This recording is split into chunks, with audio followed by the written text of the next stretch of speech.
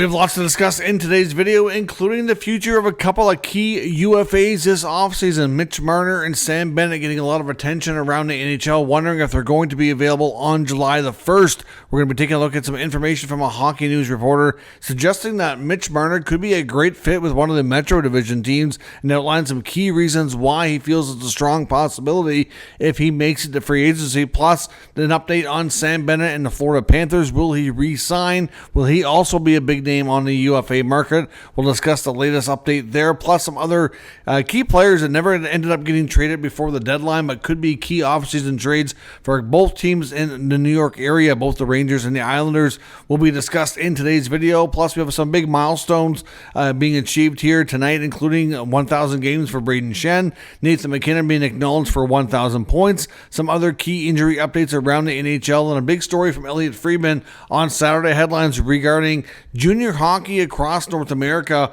possibly heading for a big meeting with the NHL, and we might see a major reset on how things are handled for development, draft rights, etc. We'll discuss all that and more coming up next. Welcome back to another video here at Top Shelf Hockey. As I mentioned, we have lots to discuss in today's video, including a big story around junior hockey and things with obviously a big effect here from the NCAA rule changes, which we're going to get into here in just a few minutes' time, as well as the latest trade and free agent rumors heading into the NHL offseason. But first, a few of the notes around the NHL tonight.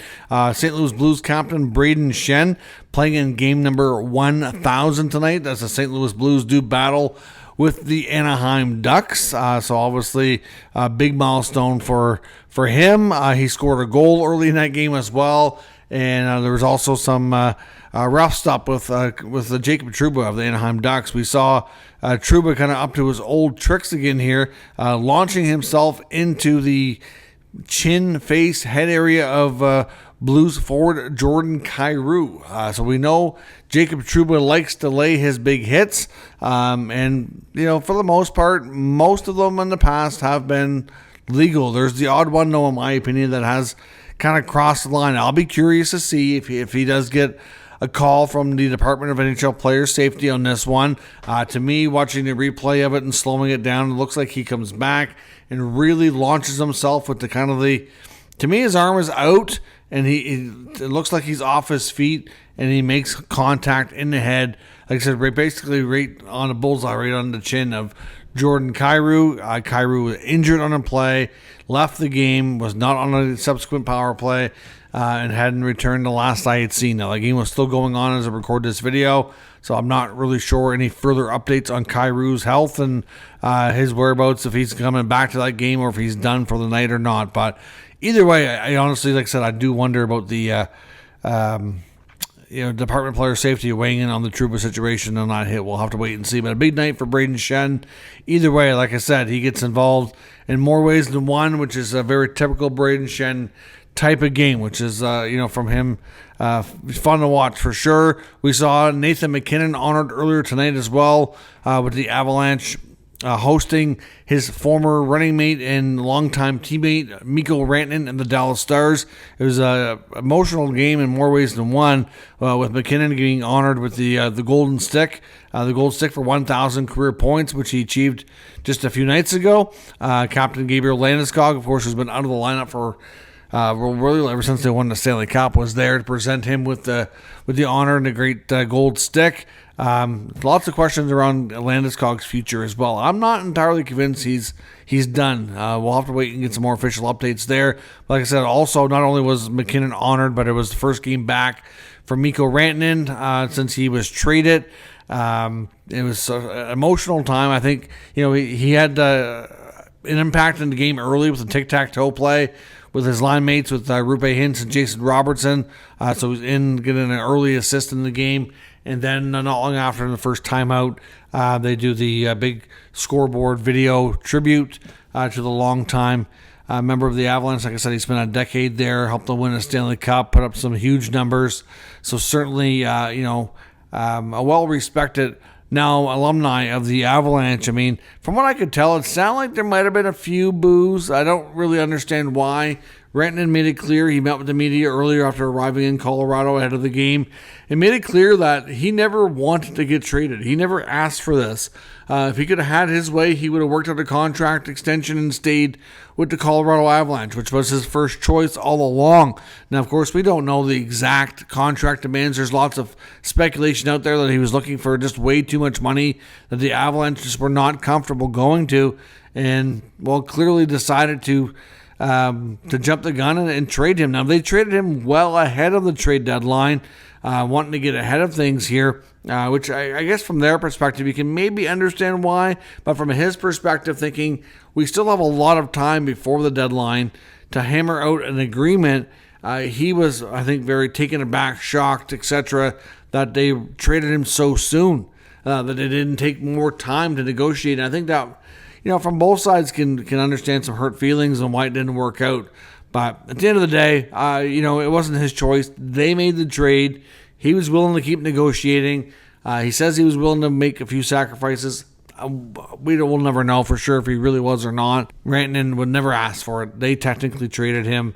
Could he have left as a UFA if they didn't? Sure, it's possible, but I don't see any point in booing the guy myself. But that's just me. Some other news around the NHL tonight. The Anaheim Ducks have recalled or reassigned one of the top prospect defensemen who they got in last year's draft, Stan Solberg from Austria, who was playing in the SHL.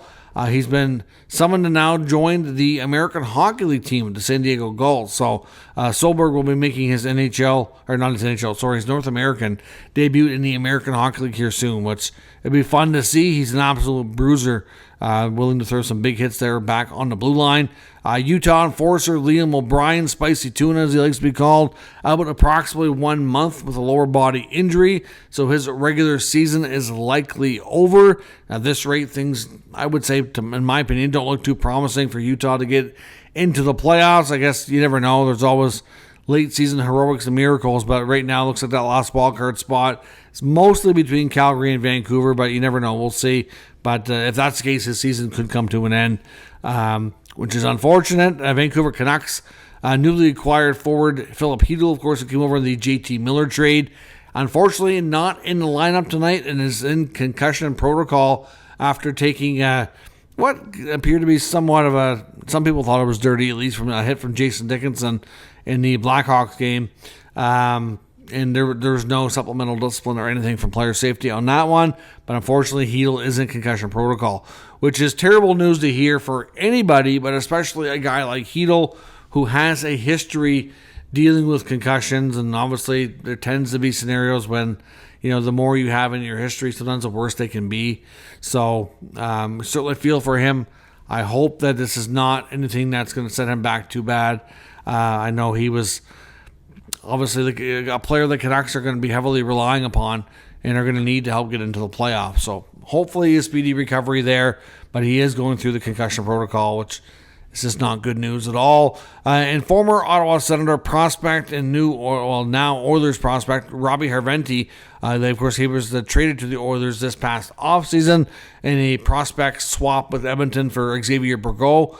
Harventi not going to be sticking around in North America. The Oilers will still own his rights, but he is signing and heading back over to play in Finland for next season. At this rate, Harventi, he's dealt with a lot of injuries. I mean, he's a good player.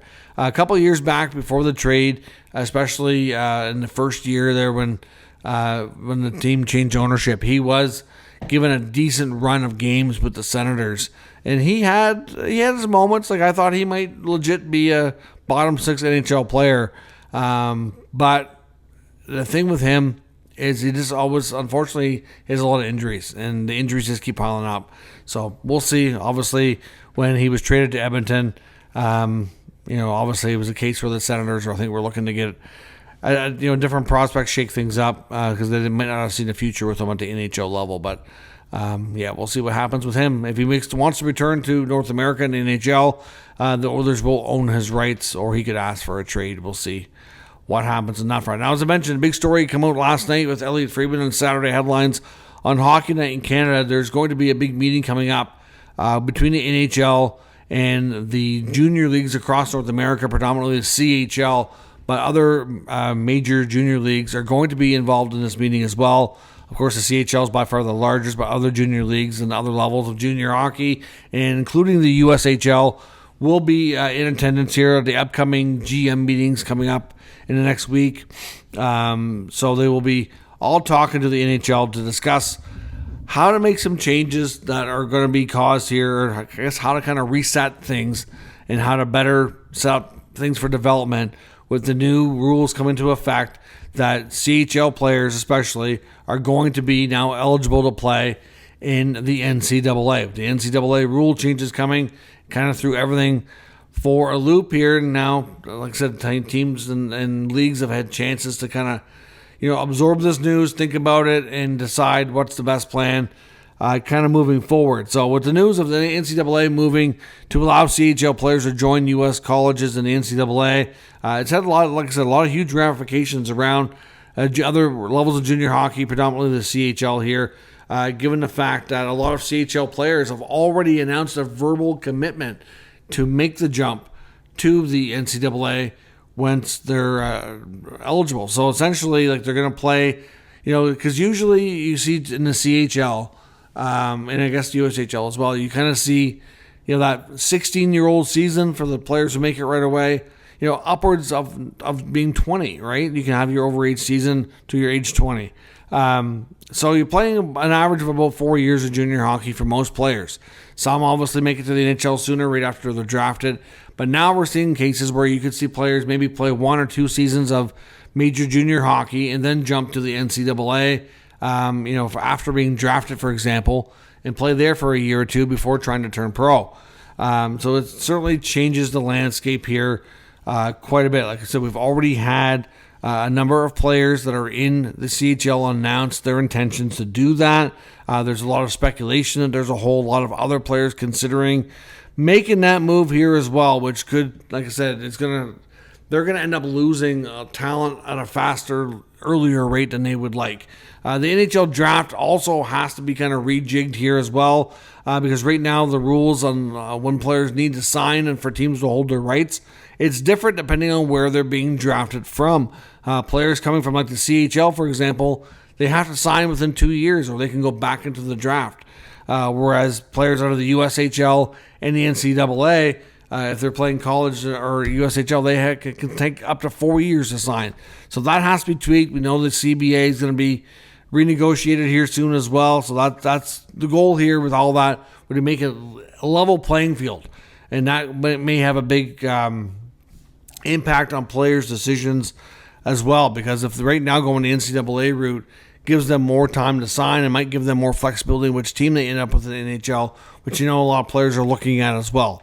But that's not the only thing as well. They want to look at the path and see what they feel is best for their development to give them the best chance to make it and best chance to succeed. So we'll see. The NHL for right now has asked the CHL to put a hold on any expansion plans until they get all this sorted out. Obviously, we'll see what comes from this meeting, but essentially they need to kind of reset and get everything aligned for like a better, clear path for development and align the signing rules and all that for the draft. And we're going to see more and more players. Like I said, you can pretty much guarantee it. There's a lot of them that wouldn't necessarily want to play in the CHL before, because as soon as they played one game, they lose their NCAA rights. So that's why you've seen them playing in other spots, and either go to the States and play in the USHL, or in a few cases they played like in the BCHL or what have you, right? And no, you won't necessarily have to do that now. So big change, and a lot of these leagues are going to have to kind of re-examine their plans for development, especially because obviously, it's a different, when it comes to making revenue and promoting the players and everything like that. It's a completely different beast than a team like a league like the NHL. When a player enters the NHL and they're a star player, they have a chance to be there 10, 15, 20 years, whereas they're in junior for a definitive amount of time. And if they're only going to be able to be there for usually a max of 4 years, and if a lot of them are going to be wanting to go sooner now, and they're only going to play for about 2 years, well, that impacts how long that league has access to that player.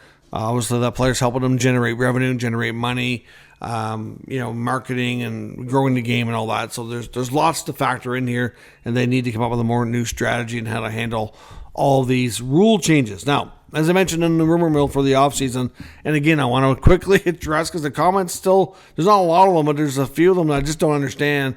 On pretty much every video, if we talk about any kind of a rumor, that the trade deadline has passed, why are we talking about this? And I'm like, yeah, no, are you serious? Like, I've addressed this numerous times. The trade deadline is just for playoff rosters only. Trades can happen anytime.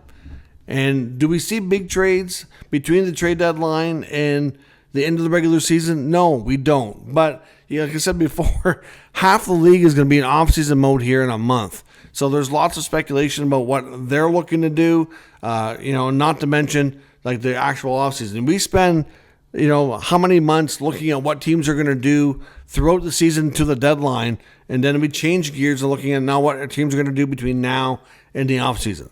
So it's a new thing, but the trades can happen any time of the year except for a couple of days around Christmas when there's a roster freeze. And that's it. Otherwise, the only implication is whether or not they can play in the playoffs. So it's really just a playoff deadline. That's all it is. And hopefully enough people will hear me explain that and stop leaving these weird comments. But at the end of the day, that's, I guess, there's no cure for not being able to listen and understand, I guess. So a couple of things we want to look at. For one, when it comes to trades, because we have some UFA rumors too, a couple of names that I've been seeing more speculation about that are still no guarantee, of course, but very likely to get moved in the offseason that did not get traded by the trade deadline. Both with New York teams. One, I want to take a look at Jean-Gabriel Pageau with the Islanders, which we're going to talk about the Islanders here in a minute regarding a big rumor or speculation around that they could go big game hunting in the UFA field on July 1st if a certain Mitch Marner is available. And not only would they want to do that, but they still want to make some other moves to kind of clean up other parts of their roster and get some flexibility.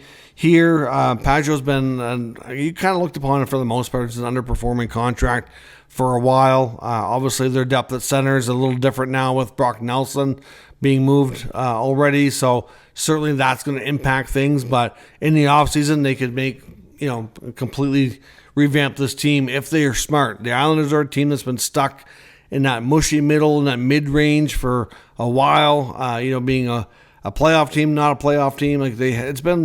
They had a couple of good runs early after Tavares left in the early part of the Lou era, and I think it kind of gives some false hope that this team is still able to do that. And I just don't think that's the case. I think it needs a revamping, a retool in the worst way, and it has. And I think we started to see that with the Brock Nelson move. We'll see. There's speculation they're going to try to re-sign Paul Mary.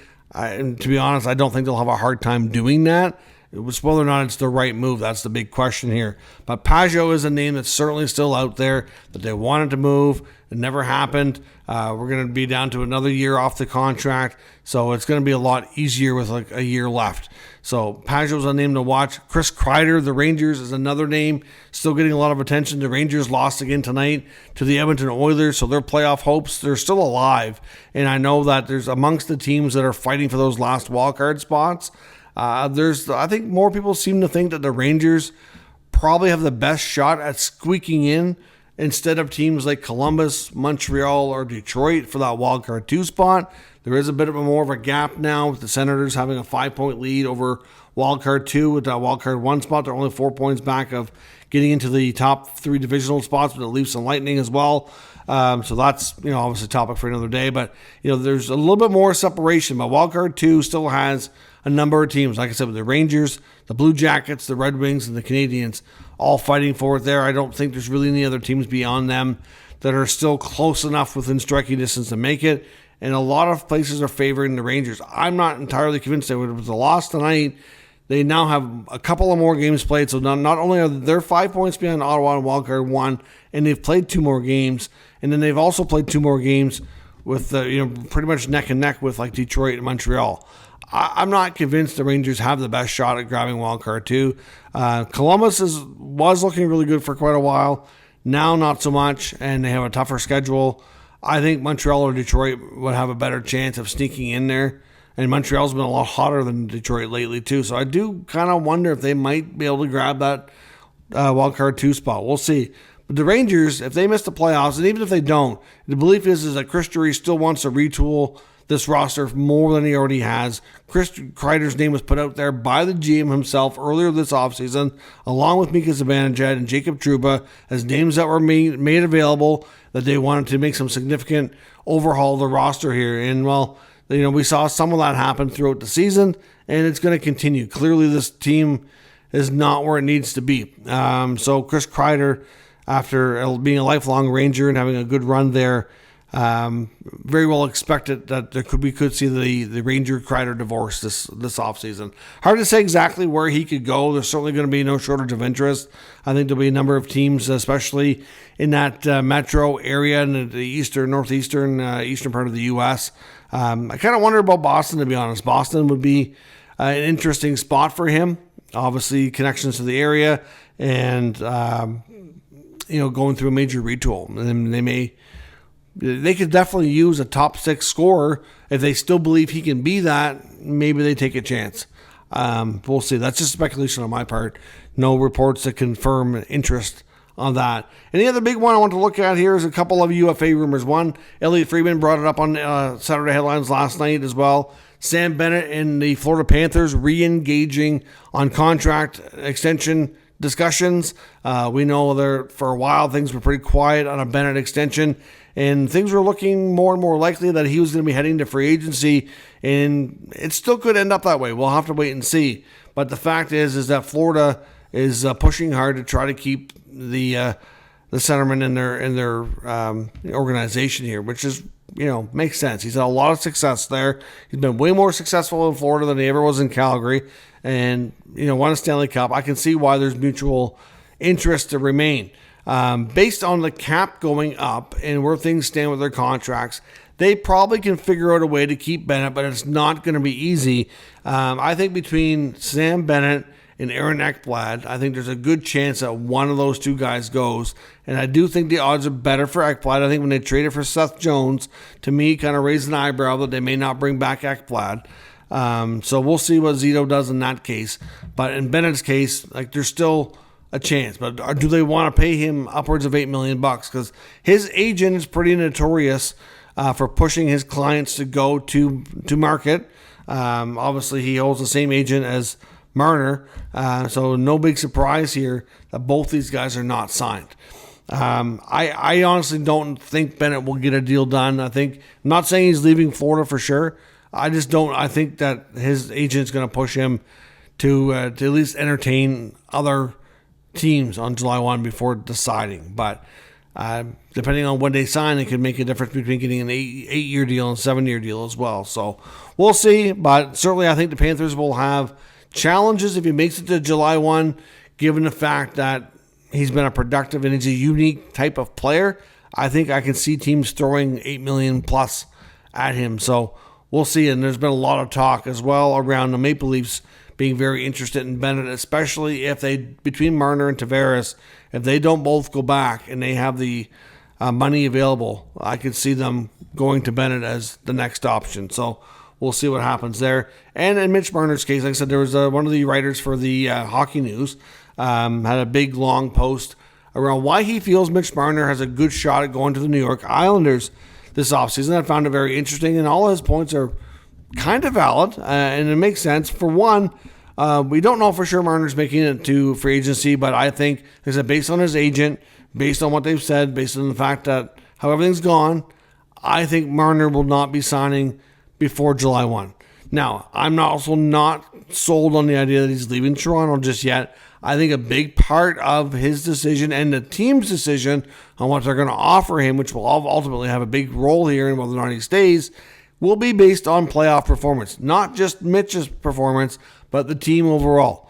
I think, if Marner had a huge playoff, let's say he was by far their best player, and they still lost in the first round or early second round or something like that, then maybe things work out. But if they don't have a good playoff run and things don't get any better than we've seen in years past, they've already changed the coach. We've already seen some changes within the team to bring a different dynamic. They brought in Tanev, they brought in McCabe a couple of years back. They got in Scott Lawton, they got better goaltending. They've made a lot of other changes. They have not changed the core. And with Marner's contract being up, it's the prime opportunity to do that if things don't work out. So again, like I said, not convinced he's leaving, but if he does, he's going to have, if he leaves, I can see there being a bidding war, just like we saw with Tavares back when they signed him, that he could become the league's highest paid player. And I'm not saying he deserves to be that, but teams always get stupid and overpay in free agency. So with that said, the connections to the Islanders is that obviously the existing relationship with Lou Lamoriello. Lou was obviously GM with Toronto when Mitch was first coming into the league. So the well-known relationship there. We know Mitch Marner also very close with Matt Martin, who was a Leaf briefly, and they get to be really tight and really close friends, spend a lot of time together in the offseason. So there's that. He references the fact that Islanders ownership is probably going to want Lou to make a big splash. There's still a lot of speculation on whether or not Lamoriello is coming back. Most believe he probably is, but if he is, some think he's going to be mandated to make a big splash in that ownership. Obviously, has noticed that attendance is down. They're supposed to be hosting the All-Star game, so they're going to, the belief is they want to do something big to kind of create more hype around the franchise. And if that's all true, it should be true. I'm not convinced it is, but if it is, that going into free agency and making a big splash like Marner would be massive. Not to mention a little bit comical, given that they lost their top star in John Tavares to Toronto 7 years ago, or just about 7 years ago, and they'd probably love to take one of the top young players out of the Leafs organization to go back and kind of reverse things. So we'll see. Now, the other point that it was made was that, after Marner kind of playing in the shadow of Matthews, would he want to be the guy? He could go to the Islanders and be instantly their top player by a long shot as far as production goes. Obviously, there's lots of, like I said, not only a guy like Pajot, we talked about earlier, and his future, but there's been some rumblings about the future of, Dobson or Barzal or whatnot. Marner could probably play very well with Barzal. I can see that being a great fit. But they certainly need other things as well. And I don't know that Marner alone can win you enough hockey games to take you from being, mid and kind of just on the outskirts of the playoffs to being, a contender. That's not going to happen. But you have terrific goaltending. There have some good pieces there. If they could do a quick retool like Washington and start by going after Marner, you never know. It could work out. But like I said, I have severe doubts just because I haven't liked what I've seen from this team and ownership in the past year or two. So it's a great theory. It makes sense. The points are valid. Connect the dots. It's all good. But is Lou really going to do that? Are the Islanders owners really going to want him to do that? That's another question for another day. But let me know what you think in the comments, and we'll talk about it further. If you're new to the channel, make sure you subscribe and stick around. We'll keep you up to date with all the news, rumors, and analysis of all 32 NHL teams. Thanks for watching. I'll catch you next time.